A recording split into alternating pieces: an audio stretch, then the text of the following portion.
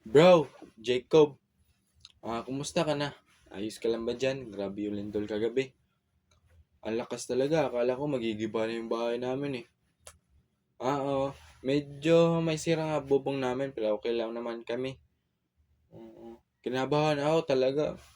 Lalo na yung bigla nawalan na kuryente, nagtago kami agad sa ilalim ng mesa so sobrang takot ko. Medyo magulo pa rin naman pero may bitak sa bubong namin at walang signal kanina. Ngayon lang bumalik. Kaya chinat kita agad. Oo. Oo nga eh. Mahirap to. Mahalaga, buhay pa tayo kasi may klase pa. Nga. Ah, kaya nga, nag-chat si ma'am sa GC. Baka magbigay ng adjustment. Sana makabalik agad. Siguro mag-online muna class tayo. Mag-online class tayo. Kalahating oras pa lang. Para maiwasan.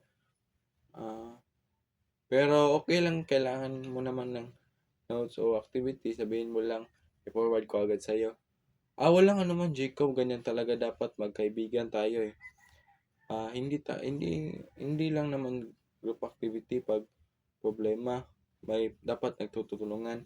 Ikaw din, mag-ingat kayo Rian. Mag-message ka lang kung may kailangan ka.